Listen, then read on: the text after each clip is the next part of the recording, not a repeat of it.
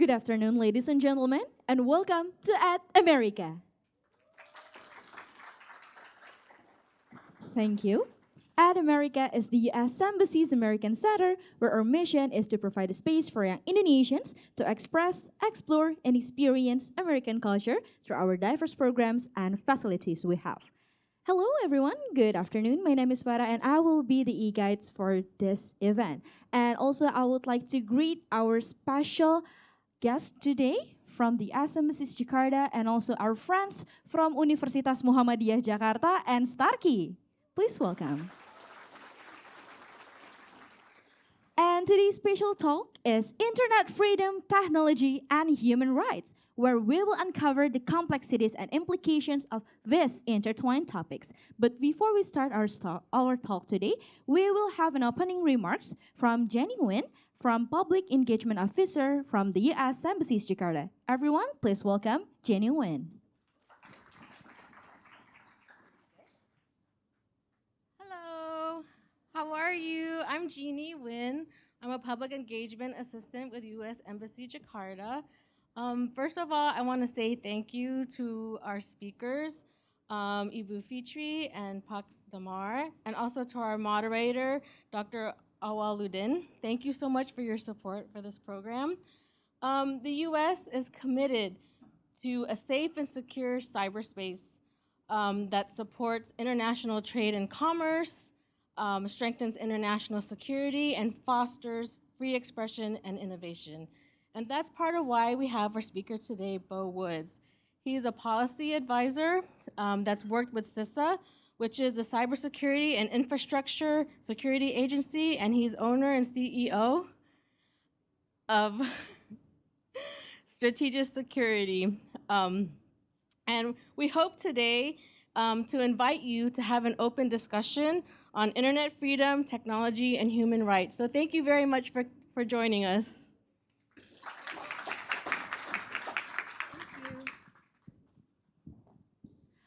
All right, thank you so much to Ibu Jeannie Nguyen from Public Engagement Officer, U.S. Embassy Jakarta. But before we start our talk for today, we have a trivia quiz for you for our online audiences. And the question is it true or false that access to the internet should be considered a fundamental human right?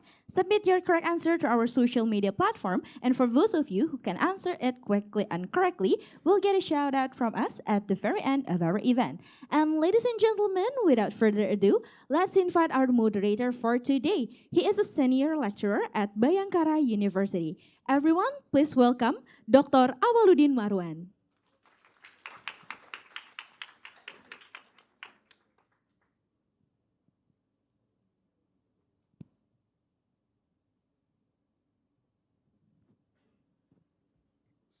Hello everyone, selamat siang, good afternoon.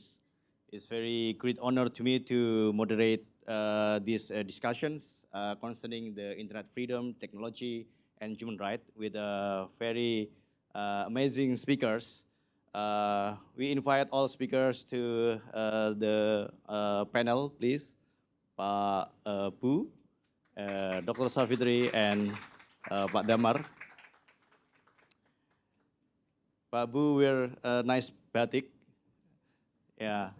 Instead of we call Mister, we call it Pak here. So Pak Beau, welcome to Indonesia. Please have a seat. Yes. With the digital era, the freedom of expressions as well as the innovations is growing up. But at the same time, we have to respect to human rights, especially the privacy.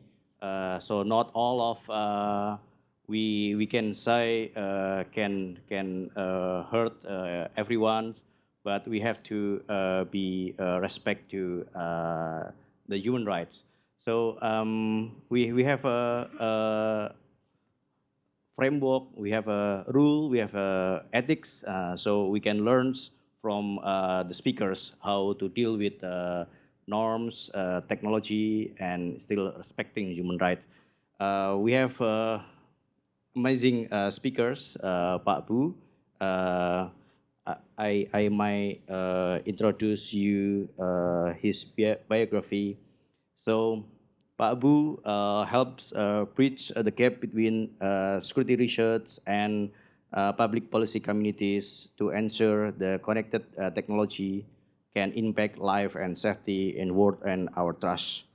Over past several years, he has consulted with various sectors, including healthcare, automotive, aviation, rail, IoT industry, as well as cybersecurity researcher, U.S. Conventional offices, and White House, and many others. Who is the leaders of Strategos Security and Cyber Safety Innovation Fellow with Atlantic Council. So he has many experience, so we can learn a lot from him. Babu, the floor is yours. Please give us a lot of information and your experience. Thanks. Okay. Well, thank you for that introduction, and I'm very happy and excited to be here in Indonesia. We had a nice dinner last night and got to know each other well. So, when I think about online expression and how to preserve rights or even enhance rights online, I think about the fundamental rights that we in the United States build into our Constitution. It's literally one of the first things that we learn about as a part of our laws in the United States is our freedom of expression, our freedom of speech, our freedom to be ourselves, to express ourselves, to be passionate about the things that we care about. And that is really a fundamental core tenet of who we believe we are as Americans.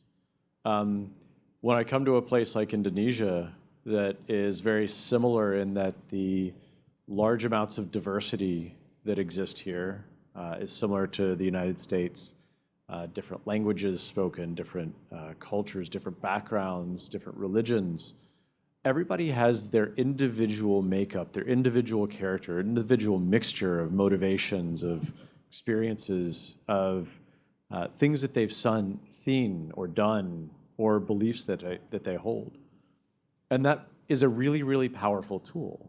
In America, we believe that a lot of our strength and power comes from that diversity and that ability to show that outwardly, to be that.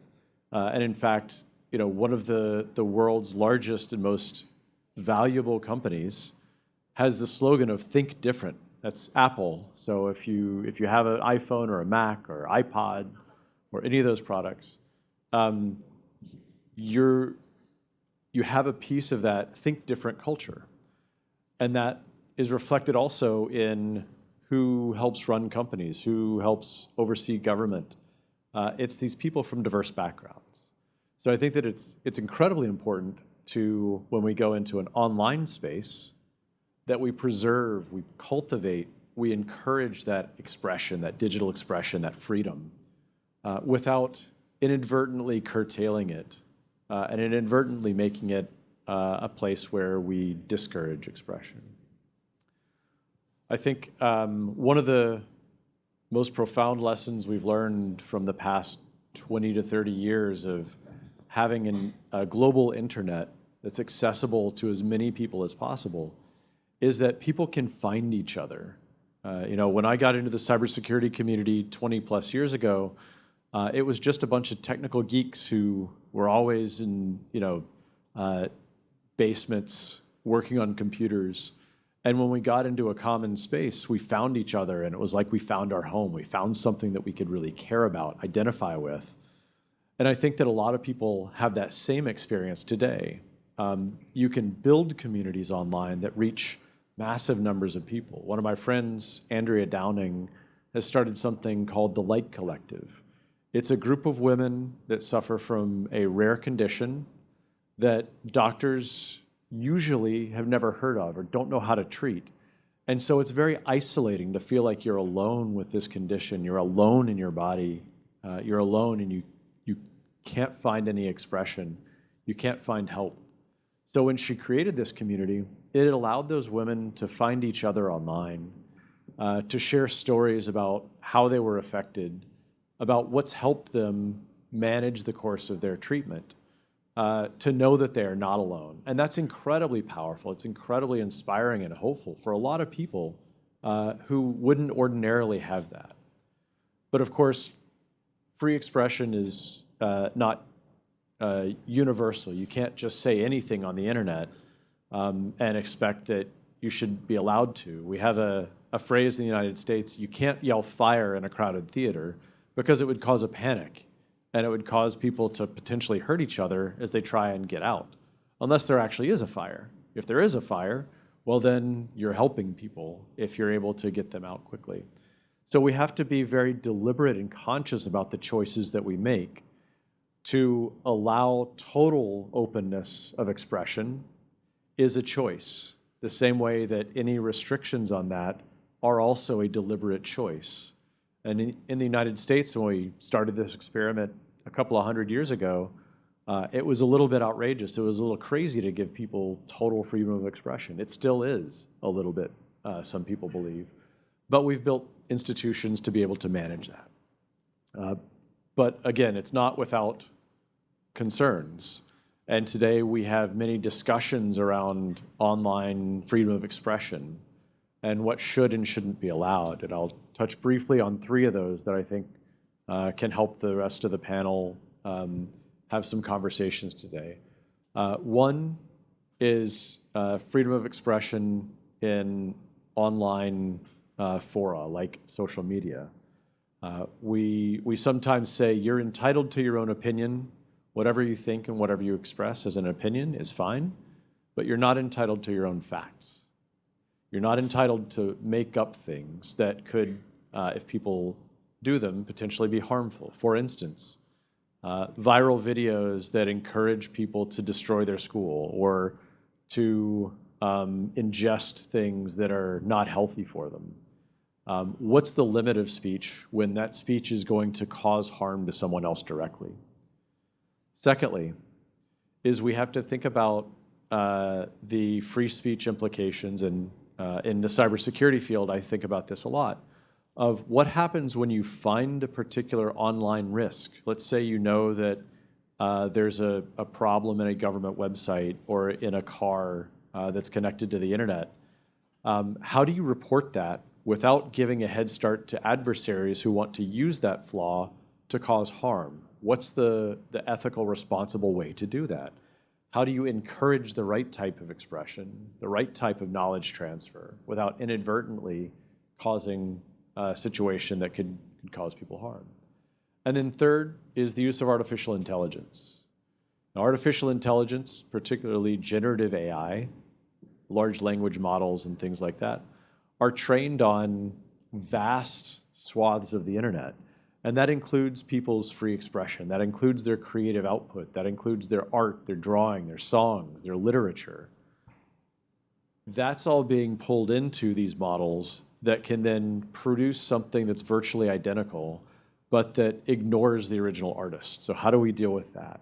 How do we deal with people who use artificial intelligence as a paintbrush to create dramatically new art, things that have never come before, to manipulate those digital tools in a special way? And then finally, how do we deal with and address issues like voice fakes that can be used to commit fraud, or things like deep fake videos that can harm people, generating large amounts of text that might be wrong when it comes up in search results, and again, might inadvertently or deliberately lead people to harm.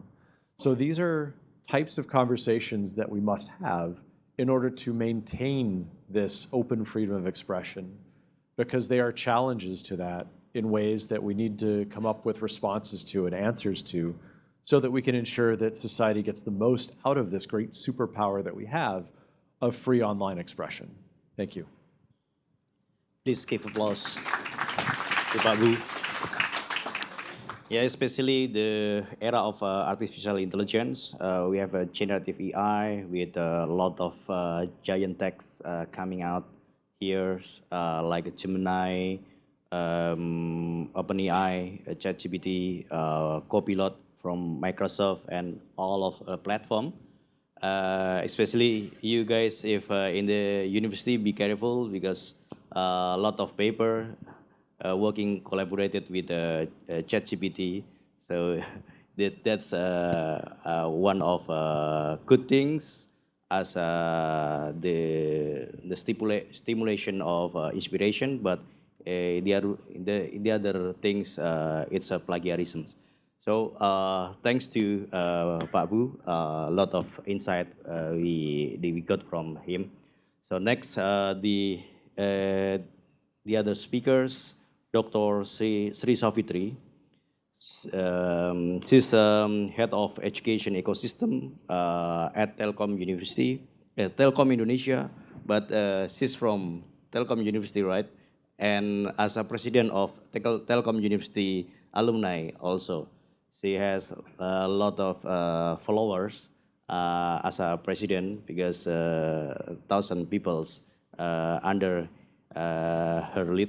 So we can learn a lot of from her experience, and also she has a lot of research and studies, a lot of things in technology, like she also joined with the Indonesia Cybersecurity Forum, blockchain community, and artificial intelligence as well. So she has a lot of things that she can share to us today. So Bu Safitri, Dr. Sri Safitri, please your times to give a lecture to us, please. Right. I think since we are talking to university students like yourself, I think it's more appropriate to talk about life experience, how you should be aware of in terms of my belief, my personal belief is there is no such thing as internet freedom. So that's why as a university student, you need to be careful. Even if there is like a freedom of speech, internet also give you a freedom of speech, but you need to be careful on what you post, on what you write, on what you mention on Twitter, on Instagram, or on TikTok and everything. Because for us as a corporate, we monitor your activities when you would like to apply at our company to work in our company. And the other thing is that why I said that there is no such thing, although that internet gives us a lot of information, we can also have a lot of things to learn at the on the internet, but internet also poses several threats, right? Like internet abuse, digital divide, and the rest. And why I said that there is no such thing as internet freedom, not as ideally, because without proper protection, then it's kind of luxury, especially right now. I can give you an example. If you look at a joke on internet, for example, any one of you is a front-end developer? No? Engineers? No students with front-end developers? All right, okay, so as a front-end developers, you may be familiar with a lot of comments, right? So, but if the comments, if you search in comments in Google, for example, as a front-end developer, and if someone translate it, I can give you an example, cara memisahkan kepala dari badan. Cara memasukkan objek ke dalam anak. Cara memasukkan anak ke dalam kontainer. Cara memisahkan anak dari orang tua. Itu adalah that's all the comments that front-end developer uses, but it's in English. But if someone Googles you, and then if someone able to track your Google history, it will be so scary, right? Because if you translate the words in Bahasa, that will be very scary. So my point is, if there is no, especially in AI, if there is no such regulation that prevents tracking, for example, if I use ChatGPT, for example, or Gemini, cara membuat bom. If then people track me, then they will say like, oh, she might be a terrorist, right? But that's why there is a need of regulation. If we want to have internet freedom, there is a need that the log should be deleted to protect our freedom of speech, to protect our rights for education, to protect our rights of information.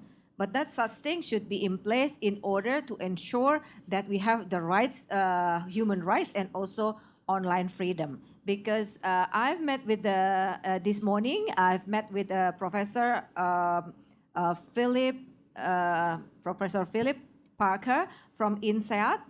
He said that it is very important to make sure that in every AI that is developed, to ensure that there is no lock, in order to ensure that we protect the freedom of speech and also in terms of online freedom. So that's the thing that I need to share. As a university students, you need to be careful when you use internet, use it wisely. Although that there is a premise that internet should give freedom, online freedom, but then currently if there is no regulation and also ethical guidelines in place, that will be something that is we need to prepare ahead. Thank you. Yes, very insightful. The privacy is very important in the digital era. How our historical logs is our private life. So it's also very important to keep it our privacy in the digital era.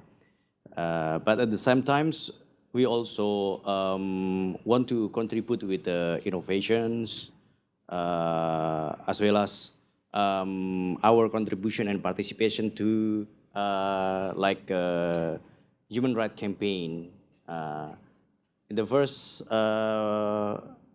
time when Facebook operate in Indonesia, I just remember one of case, a woman as a victim in hospitals, and she suffered from a malpractice of medicines, and then a lot of activists support her.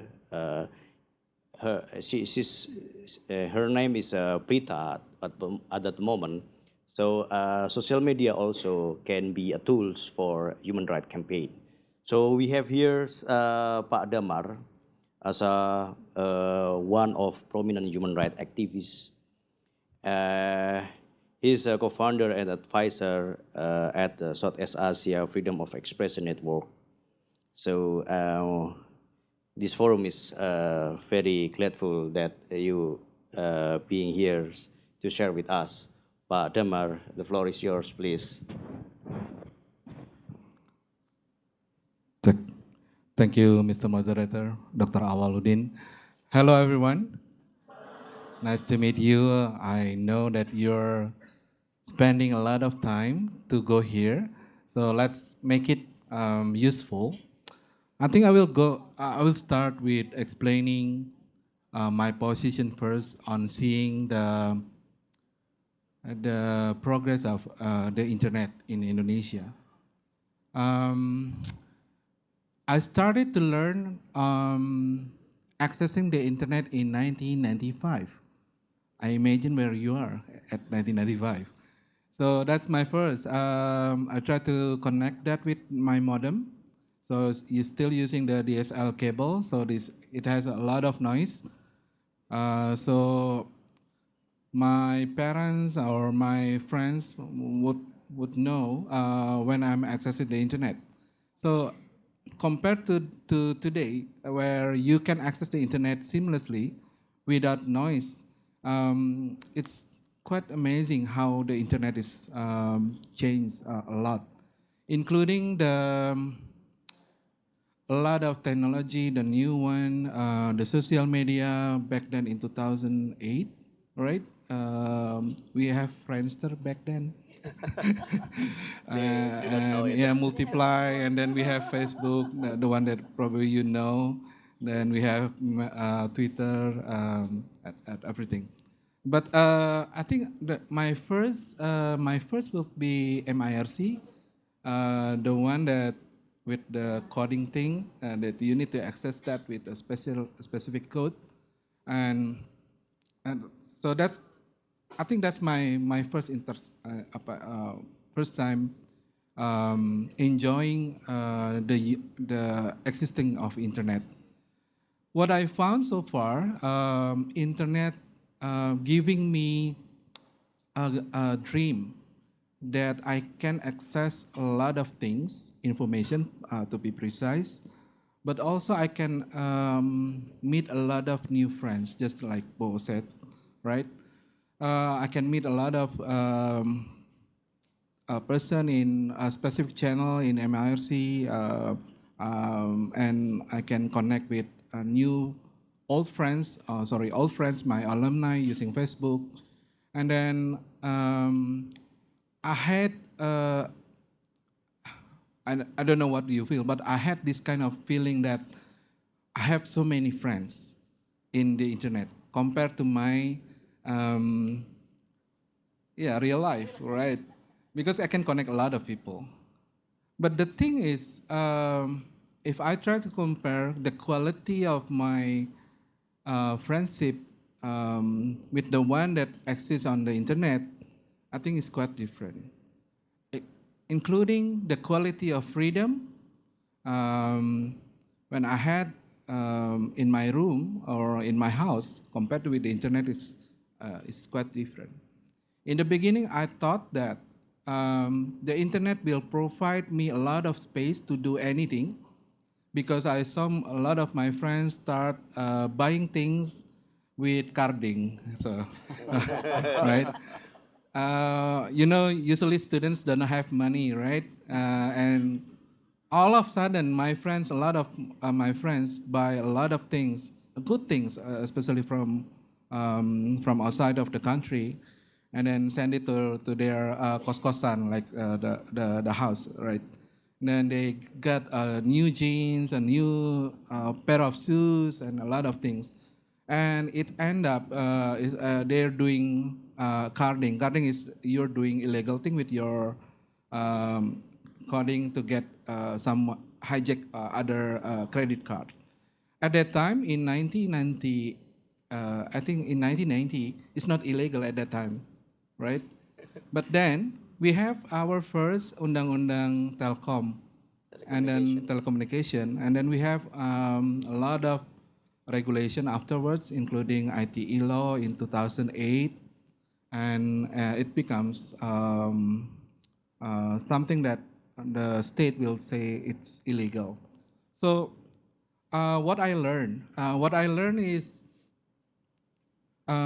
when we talk about internet nowadays, you have to also understand other aspect than your habit on you using it. You have to understand the regulation, and then you have to understand as well the technology, right? First of all, when we talk about the technology, means that you have to understand that this technology is also changing. This technology is not like the same with Friendster at before 2000s. This technology now runs some specific algorithm. The Susana Zuboff said is surveillance capitalism, means that it surveils your habit. And so the capitalism grow based on what is your lifestyle, what is yours, the one that you saw in social media. It will follow with the advertisement coming to you. For instance, if you saw some beautiful batik like this or Beau, and then it will follow with the advertisement, buy batik at Ramayana, for instance, right? So it's different now with the algorithm. So the technology is also changing in the way of how you connect with the other. In the beginning, it's fun to find someone because we have the same alumni. But nowadays, the algorithm is also connect you with someone that's similar with you, probably your hobbies or your kind of food that you like for instance, probably you're the team bubur diaduk instead of bubur tidak diaduk. And you have to be careful because the algorithm will connect you only the person that looks similar to you, and not to the people that not similar to you. It means that in the internet, you're connect with someone that might not protest, that might not criticize you, right? And you feel that everything that you said is being supported by your internet friends. So that is the danger of that, because in real life you're not like that. In your campus, for instance, or in your class, I asked someone there, she's coming from the communication studies, right? It's okay if you say a lot of things on your class, because then you get a lot of feedback from your friends, pro and cons, but not in the internet. In the internet, you only get the pros, because all the cons you will delete, or you will unfriend, or you kick them from your WhatsApp group, right? So that's something that you need to learn about that, because then the technology is not actually connecting us to each other. So that's number one. Secondly, you have to know about the regulation, because in my perspective, when you talk about the internet nowadays, you have to think about three things. One is the human. Secondly is about the technology. The thirdly is about the regulation. If you want the freedom to be upheld, like because Dr. Fitri said there is no such internet freedom, but if you want internet freedom to be upheld, in the world, not just in United States but also in Indonesia, then you have to be think about how to make the human uphold the internet freedom, the technology uphold the internet freedom, including the regulation. Otherwise, you will not have the internet freedom. When Dr. Fitri said there is no internet freedom, and then in the end he poked me and then said, "Is it right?" And then I say, "Yes." Just because in Southeast Asia and including Indonesia, there is no such way of uh, freedom of expression.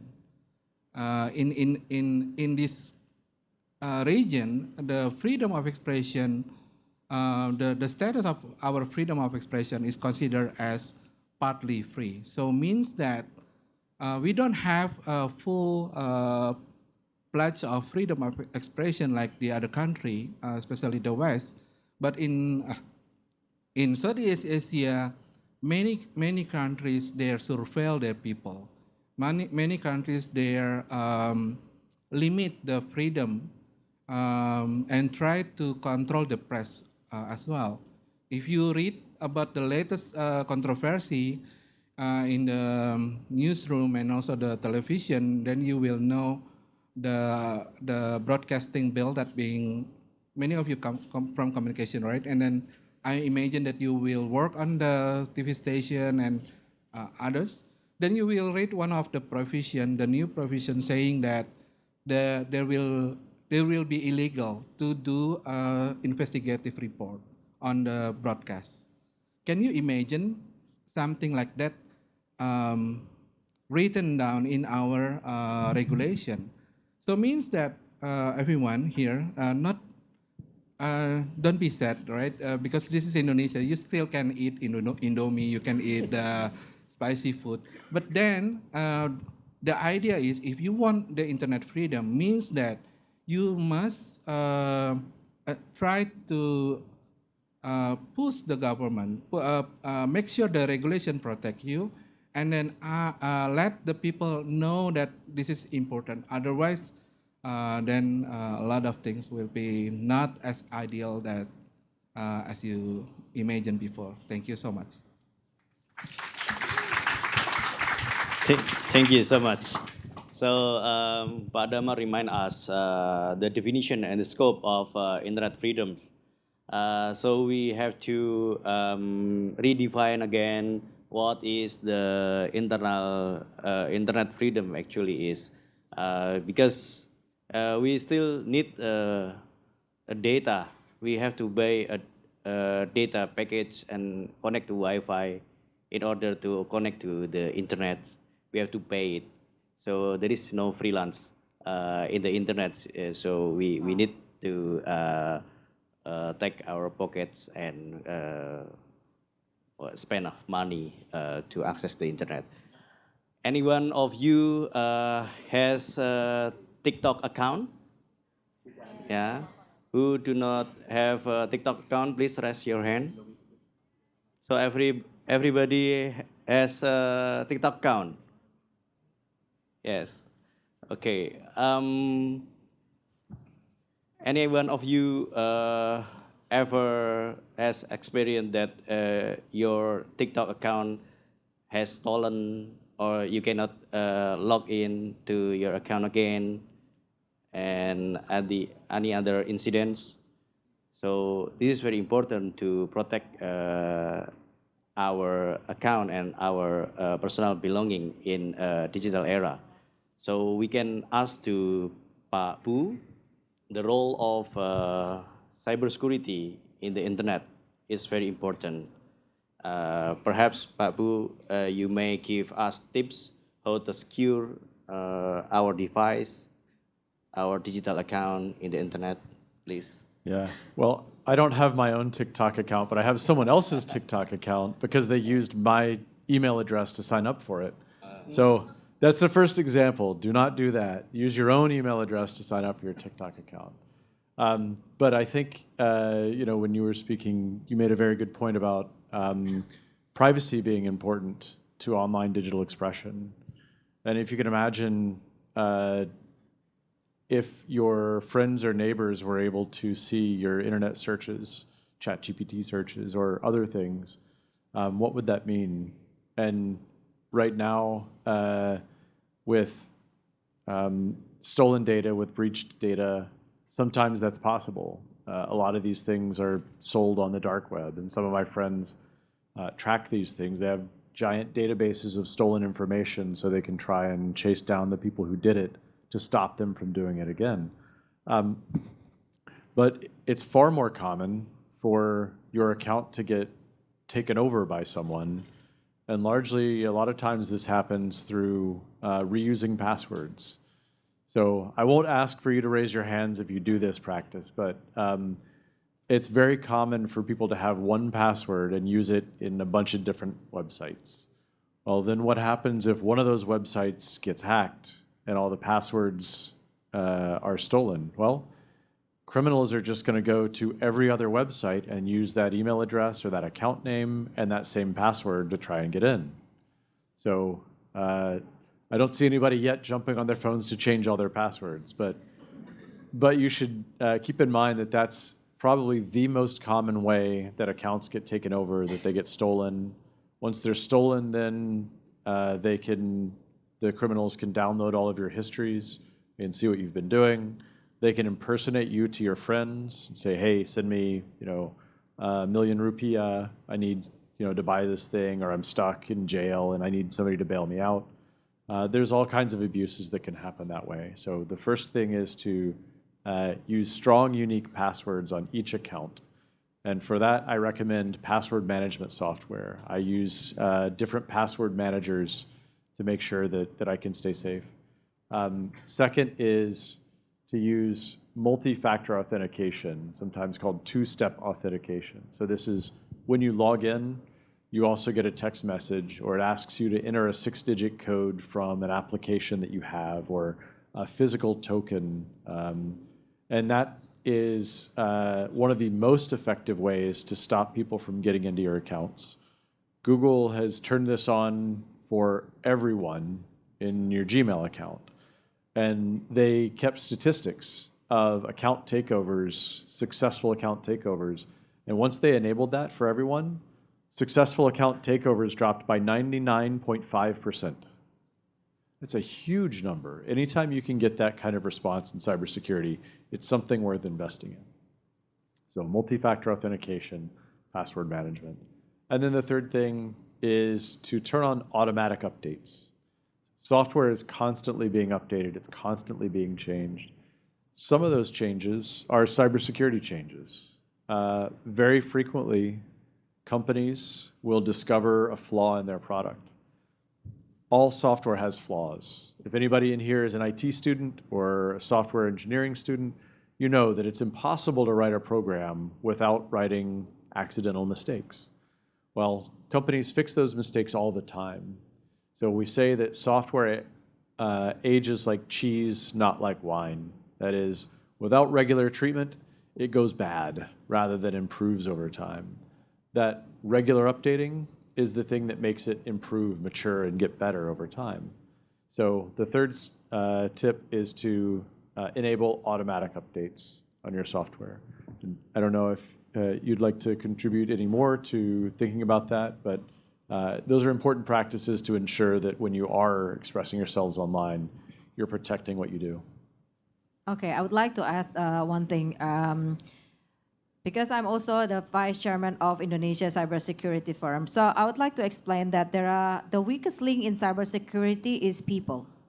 And people means you. So 90% of the cases happen because of the people, not because of the process or not because of the technology. I mean, like technology, you can implement like firewalls, you can implement security and the rest. But the thing is, it's in the people and it's also in you. So how to, one of the tips that I can add from the previous one is that stop being kepo lah. Jangan terlalu kepo gitu. So if you have like, for example, if you have someone send you SMS or if you have someone send you a link on your WhatsApp, don't click it if you don't know them. Never click some information on your message, even if they said like, oh, we have the post office, you have this package waiting for you, or this is the invitation or something like that, that you need to click it, especially if your mobile phone is Android. Because Android can have an APK, then APK can be embedded into your mobile phone, and then they can take over your mobile phone. When they take over the mobile phone, they can do many things. They can use your mobile banking, they can use your WhatsApp, they can take your photo, they can take your address, contact address book. They can get many things on your handphone. So that's the thing that I would like to add from his explanation is don't be too kepo, yeah? Thank you. Pak Damar, do you have any additional comment regarding to the role of cybersecurity? Yeah. So SafeNet is creating a helpline for everyone here who might get some digital text. So any of you probably get the doxing or the DDoS or online gender-based violence. I think if you cannot do it by yourself, so please contact SafeNet, then SafeNet will help you for free. The secondly, I think I will take that knowledge into something more concrete. Like I saw in many countries, in Japan and also other countries like Estonia, the state developing a curriculum for the internet safety. And then we don't have that in Indonesia, right? You don't learn that at school, how to protect yourself, creating a strong password, checking your password. You don't know how to, probably you don't know how to doing an encryption of your files. Some of you probably doing the scriptsy at the moment, and then you're afraid that your laptop will be broken, or then you need to how to back up your data. So something that very basic like that, you're not being you not learn that from anyone, right? So you have to learn by yourself. So that's one thing that it is important to learn. But I think it's better the state take the responsibility to provide that education, a basic education how to protect yourself. Secondly, the state also have to take the responsibility to provide incident response, not only into the cyber infrastructure, but also helpline, like to help in those individuals who might get problems with the internet usage. Yeah, probably you get some of you probably get the sextortion, for instance, just because you're playing social media and then you met someone and then that someone blackmail you, say that I had your picture that inappropriate, then if you don't send me money, then I will spread it to your family and also your university. So you might be ending paying him, that person who blackmail you. I think that is the something that need to be addressed very soon because we are very critical at the moment. If you saw the numbers of targeted digital attacks against women from Komnas Perempuan and also other institutions, then you will know that the spike is during the COVID-19 is spiking for 100%, means that you have a case in 1 year, 10,000 cases. So that's a lot. I know that in every university now had the task force for sexual harassment, sexual violence, but you need to add the capacity also to address what happens if the sexual violence or sexual harassment in the form of digital. So that's my bumbu-bumbu is like adding the spices to the tips. Thank you. Thanks. Please give applause to our three great speakers. Sobat America, online and also here in our room, we learned a lot from the speakers, how to deal with the internet. Especially I do agree with Dr. Sri Safitri. Technology is one thing, but the most important is the people. So the cyber crimes happen mostly because of one of methodology named or called social engineering. One of joke is the most victim of cybercrime is a jomblo. Yeah, because they think that they got a message from a handsome or beautiful lady, and then they starting chatting conversation, and that's the social engineering. So the solution is don't be jomblo then. That's the joke. From jomblo also, as there is a solution because you have a friends, you not feeling alone because of ChatGPT. So you you just typing with ChatGPT and they reply you directly at the same time. Okay. Please, friends, if you have any question, raise your hand. And also, this is time to practice your English. Yeah. Oh, yeah. We have several. Okay. Please say your names. All right, hi, my name is Kania. I am Kania. from Starkey. Okay, so I have one question, and this is more like a case, so I'm just gonna explain the case first. So, Pak Damar earlier mentioned about doxing, right? And there's this case where someone was allegedly, someone got doxxed because she was allegedly trying to harass someone online. And she already mentioned that she is innocent and the allegation was not right. But the people on the internet usually they are citing to the victim first, right? So in this frame, she was the villain. So what do you think? What do you think? What do you think that maybe like what can she do to fix her persona? Because of course it's not going to look good for her in the future, right? Because she has been doxxed and there are false informations about her online. And how do you think that we, of course, as a friend of her, how can we help her to prove her innocence as well as trying to win the mass hearts as someone that has been doxxed with untrue allegations. Thank you.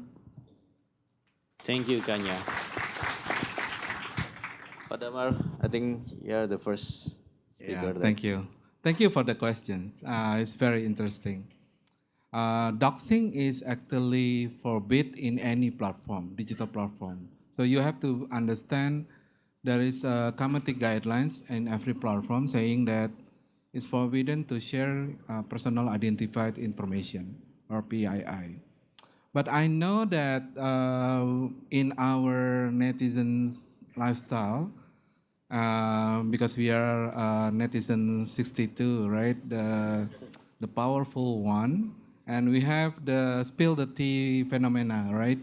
Spill the tea means that if you know something that's not good, especially related to sexual violence, then you choose to spill the tea on the internet instead of probably doing other things. But the thing is, with the spill the tea and combined with the doxing, it will be harmful if then the situation is not right or the the allegation is baseless or the allegation is false. But then, how to protect things like this if because you said there is already the victim of this doxing. So in every platform, they provide a specific pages where you can apply appeal for the or request the platform to delete the identified information on their platform, not to make it more, not to make them easily find in the future. So then you can protect your friends in this case. But other things that you can do to protect because of the doxing is also reducing the use of doxing as a way of spill the tea, probably like instead of spill the tea directly to the internet, probably you might get help first from the legal LBH APIK, for instance, like the one that can provide you protection. Then they will give you suggestion based on something that following the rules and following the regulation. Other things that you might be considered of stopping the spreading the doxing is because there are two regulation at the moment. One is Undang-Undang PDP, the new one on the personal data protection, that will give you punishment of spreading personal information. And the second one, you might be considered the existing ITE law, the Article 27 on defamation, that still, although it's being revised twice, but now still inside the new ITE law, the internet law. So you have to be careful on doing what you did. I'm not saying that your friend should suing the person using these two regulation, but I think we have to provide a safe ecosystem in the future for anyone who get sexual violence on the internet. Probably it's better utilizing the Satgas kekerasan seksual in your university instead, and then use that as a safety environment for the victim to telling or and then requesting how to deal with the perpetrator or how to deal with the bad persons. Thank you. Okay, please. Yeah, thank you. Perhaps Dr. Sri Safitri, you might give your opinion about doxins and perhaps the guideline Internet for Women. I think I actually last time I have also cases like pornography on the internet.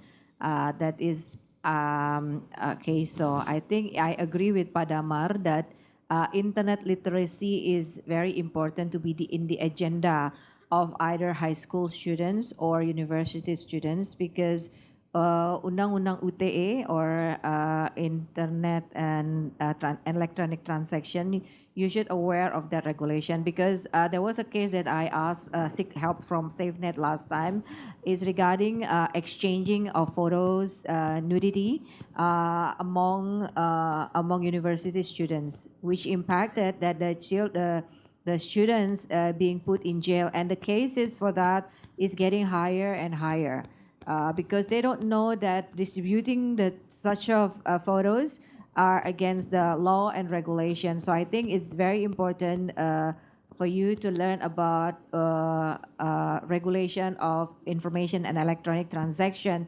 because that can also impact you. If it's not impacting you on in terms of sending and delivering or receiving that photos, your picture can also being distributed on social media, and you should know how to handle it, where to report it, and how to manage it as well, because this is not this is something serious that needs to be taken care of. Because last time for the cases is a high school students, they were lovers. They keep sending pictures, but then after that they break up, and then the photos all of a sudden is available on Twitter. And then the parents of the girls are not happy and suing and put all of the her high school friends into jail. And that's why last time I asked seek help from SafeNet, and SafeNet provides help with the lawyer to help the students about that. So I think it's very I encourage you to learn about that regulation. Yeah. Maybe just two quick additional things. First of all, it's horrible to get doxxed online, as well as it's horrible to be accused falsely. Some of the websites have processes where you can submit information about you that's false, and it can be taken down. Not all websites, but some of them. That's one way that she could potentially go about cleaning it up. But also, there's several online resources for kids and for women in particular. One that comes to mind is by an author named Violet Blue, and I think it's called like the Smart Girl's Guide to Online Privacy or something like that, and it's specifically written for women to stay safe online. Okay, please give applause to the three great speakers. Yeah, really sorry for Kanya friends. Perhaps she can handle everything. Perhaps after this forum, you may also directly discuss to Pak Damar as well. Okay. Yes, I do agree with Pak Damar because I also researching the IT law cases, some of cases, a lot of numbers related to the love scam, like a couples making love in the front of camera, and then after the relationship broken, and then one of them just upload it in the social media. It's very scary. So be careful, naked in the front of camera. So make sure that you do not take your camera in the toilet as well. So as long as it connected to internet, so it's very dangerous then. We have questions from online platform from Anna, Reino, and Mariana, but this is very heavy and tough questions, like master thesis defense questions from professors. But I love to read it. Perhaps Pak Bu, you may answer these questions. First question, how has the collaboration between American and Indonesian cybersecurity experts improved the cybersecurity landscape in both of countries? And um, in what ways can other countries or region benefit from cybersecurity strategies developed through these collaborations?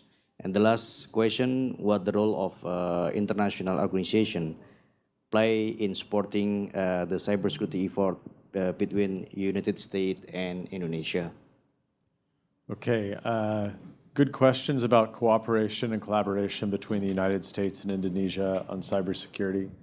I'm not sure about large-scale programs for that cooperation. I'm sure that there are some that happen. Some of my friends from the embassy here, I'm sure have some more details about specifics. But I know that, for instance, there are programs for young professionals to go and engage with experts in the United States. And some of those programs can be around cybersecurity, or some of them can include cybersecurity. So thinking about things like green energy, green energy, sustainable power is dependent on connected technology. And so, of course, there's a large cybersecurity component of that.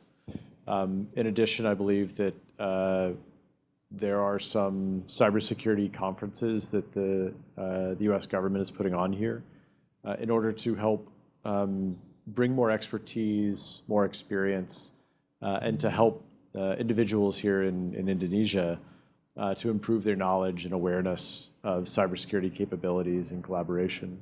And I believe that there may be some other programs that some of my colleagues on stage also know about. Perhaps Dr. Safitri, as a cybersecurity expert and practitioner. Yeah, I think collaboration between international collaboration is very important in terms of cybersecurity, especially right now in Indonesia. Indonesia is one of the countries that has no cybersecurity regulation in place.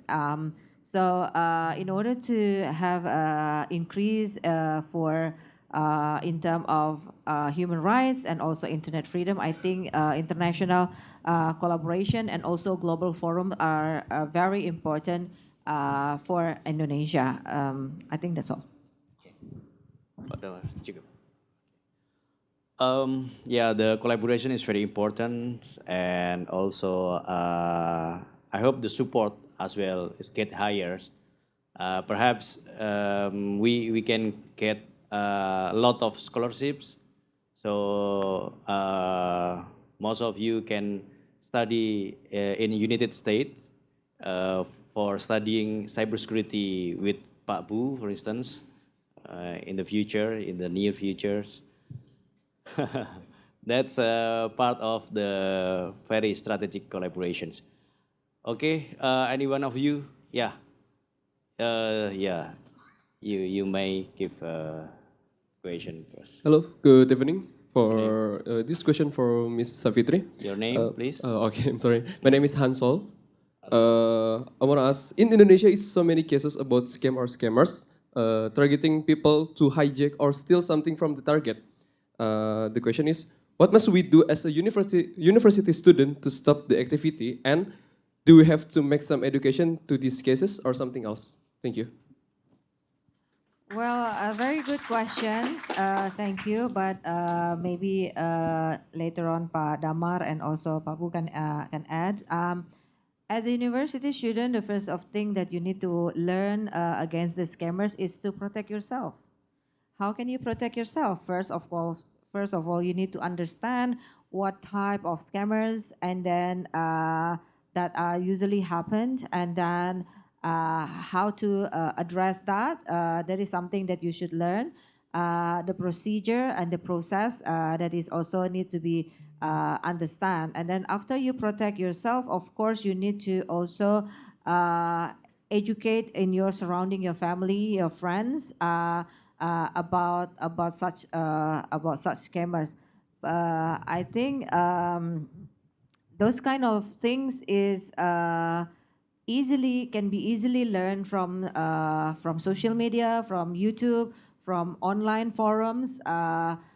What type of scammers? Because I understand there are a lot of scammers targeting university students. So my son is also a university student. So I give you an example of scammers that is happening. So his friend is ordering a camera from overseas. And then after some time, someone sent him an email that the package has arrived, but then the package has been considered as smuggling, illegal importing. Then he is being threatened that if he's not paying a certain amount of money, then he will be reported to the police. So, and then he is so, what is it? He's not aware that it is a scammer, that it's internet fraudulent, and he paid that. But in reality, it's not right. It's just a scammers that is manipulating his information and his transaction. And then he shared that information to other students as well, because it can happen to other students. So those are some of the cases that can happen to you if you are not learning about different types of scammers that is targeting the university student. But I'm sure Pak Damar and also Pak Bu can add to that. Before Pak Damar, I have my experience with my students. So mostly my student, not mostly. Some of my students very love to play online gambling, play slot.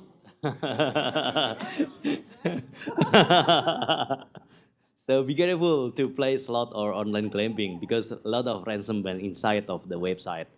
So that's one of tips. Pak Damar or Pak Bu first? Yeah. Yeah. Well, there's a great cybersecurity luminary named Dan Gear, and he often says, on the internet, every sociopath is your next door neighbor. Our experience most of the time in real life, dealing with people around us, is that we're generally trustworthy, honest.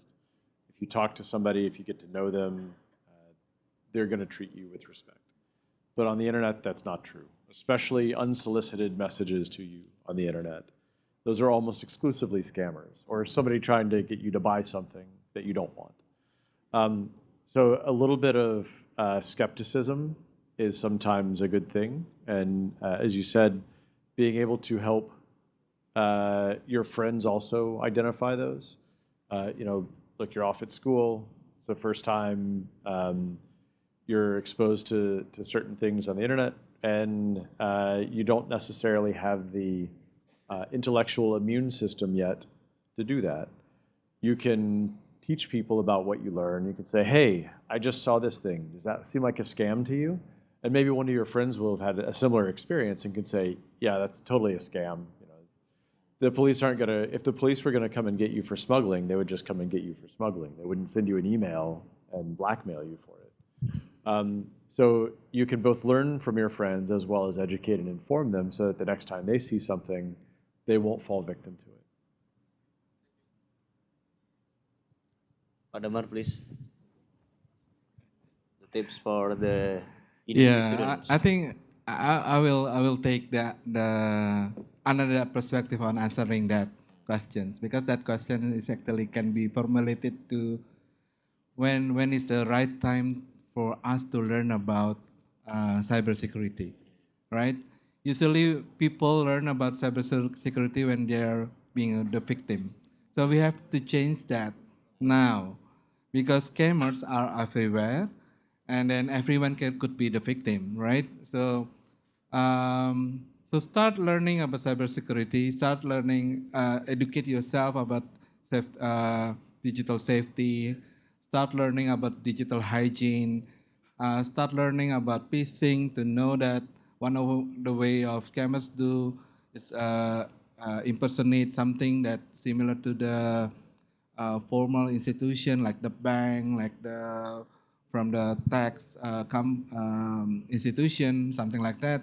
Then you will know that there is no chance for that scammers doing that to you, including this is not only the scammers that fool you because of something that you bought, but also you have to be careful as well with the love scammers. If you are a regular users of Bumble, Tinder, and then a lot of dating apps, you have to know that a specific scammer called love scammers doing the same similar thing to you try to impress you that he's a good guy or she's a good girl from outside the country, and then she willing to come to the country, to Indonesia, but then stranded in the airport because the bea cukai person asked him a lot of money. Then she will contact you, or he will contact you. Can you send me money because I have to get out from the jail from the bea cukai? Then you know that all that practice. Where do I learn about this? Because many cases coming to me, right? So It's a real case. yeah, it's a real cases, a lot of cases like this. So I will emphasize the educate yourself thing because at the moment we don't have any curricula from the state providing you that. Um, and I think the best thing that you can do, because you're university students, probably you after that you produce a lot of knowledge like a flyer or like a simple website for people to can visit for that, and then it will give a sense of safety for everyone that you know. Then you can spread that you're using the social media and campaign that as a way to from your initiative that you're ask everyone to start educate yourself about cybersecurity. Thank you. Please give applause to three great speakers. I see in the back there is a student want to make a question. Please say your name. Hello, my name is Saska. I'm from Starkey. Salsa. Saska. Saska. Yes. I would like just to ask about the fact that, as mentioned earlier, we are common users of social media such as TikTok, Facebook, Instagram. I would just like to ask about your opinion of the fact that we as users end up being the product of said social media and not the other way around, where our information gets spread and we end up being, in a way, spread as well towards these advertisers, towards these companies that are vying for our attention. That is all. Okay. This forum is very active. The class is very active. It's very interesting because mostly student is very silent, mostly, but we have some student who asking a question and very brilliant. The question is about the internet users. We are consumer, right? So how do we deal with internet safety? But in the same time, I think the questions related to also Indonesia should be have the tech company like Facebook. We have already have an e-commerce platform, very huge one like Tokopedia and Bukalapak, ride-hailing application. But social media, perhaps we have the Indonesian owned company. Okay, Pak Pu, perhaps you have a opinion about the question from Saska. Yeah, I mean the question relates to a business model where effectively companies are monetizing data about the people who are on the platforms, and this is a relatively new business model within the last 15 to 20 years, but it's also increasingly prevalent. And in some societies and some cultures, they've decided that that is not how they want their businesses to operate. They believe that that is harmful to their society. So in places like Europe, you have new privacy laws that carefully restrict what information is allowed to be used and what the uses can be. And we're seeing an increase of those types of laws around the world. I believe that many of them have commonalities. So for instance, you have to consent to give your information. You have to be informed to be able to give that consent about what the uses will be, how the companies will use it, and that there's some protections if you come to harm through them using your information in that way. I think we're really overdue for a conversation about these types of business models, what the expectations can and should be, how the use of that data is changing our societies, changing the way that we act, interact with each other. And so I don't know that there is a single answer for that question about what should we do about it or what's the right thing to do. But it's one that I feel like will be a culture by culture, community by community conversation of whether the value brought by those platforms is worth the trade-offs that we're giving up for them. Okay. Actually, the time is up already. And we give also the speakers directly at the same time closing statement, and perhaps referring to the last question from Saska, who Dr. Sri Safitri would like to have your closing statement also answering the question from Saska. I think the closing statement for me is for all of you to be mindful of how, related to also this question, how the platform to use, collect, and monetize your data. So the key advice here is how you should be mindful in terms of your privacy, limit your sharing as much as possible to your and protect your own personal data. Yeah, I will end this session by saying that everyone has their rights, including in digital. In SafeNet, we have a slogan called "Digital rights are human rights," means that although you use your time on the internet, doesn't mean that you don't have your rights. You have the right to be safe. You have the right to be expressing yourself freely. You have the right to showing your authenticity. So you have a lot of rights. So you have to learn that internet is not an empty spaces. Now there is an international guideline to protect everyone when you're using the internet, including protect you from the surveillance capitalism. Or I learned about digital capitalism last month. So there is a growing guideline like the OECD guideline for the business tech platform to comply with this OECD's